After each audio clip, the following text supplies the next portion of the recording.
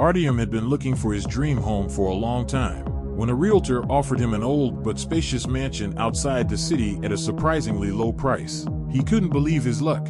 The house was in good condition, although it looked a little neglected. High ceilings, spiral staircase, massive wooden doors. Everything looked perfect, except for one detail: the locals avoided this house. Hadn't anyone lived here for a long time?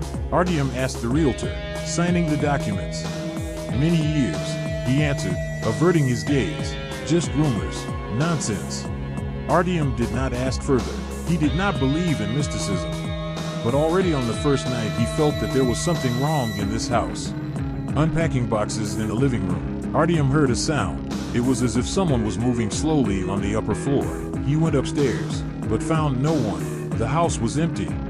It's just a draft, he muttered to himself, but something inside told him it wasn't. In the night he woke to a knocking sound. Quiet, measured.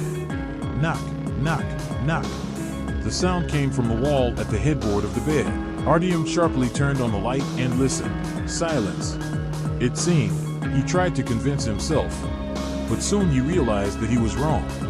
The next day, when he was dismantling the storeroom, he came across an old wooden hatch in the floor. Curiosity got the better of him and he opened it. There was a smell of dampness and decay. Climbing down with a flashlight, Artyom found a narrow corridor under the house, leading to a cellar, which had not been mentioned in the house plan. In the depths of the cellar, he saw something strange: a wooden chest, locked with a massive rusty lock. A shovel was lying nearby, and the floor was covered with earth, as if someone had recently tried to hide something, or dig it up. Artyom bent down to get a better look at the chest, but suddenly he heard a suppressed whisper behind him. "You've come to the wrong house."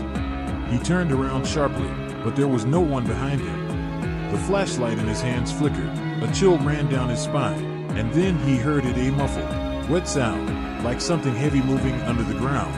Artyom froze in place, listening to the muffled sounds coming from underground.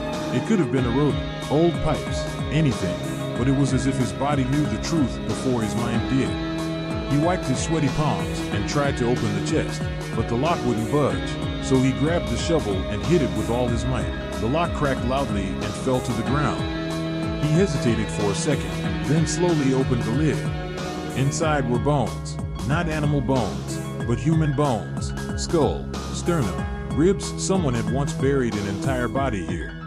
But the worst thing was that next to the bones lay a yellow diary. Artyom turned the first page with difficulty. "I didn't want to do it. They made me do it. This house, it demands sacrifices of its own." A rumble. Loud, distinct, as if someone had slammed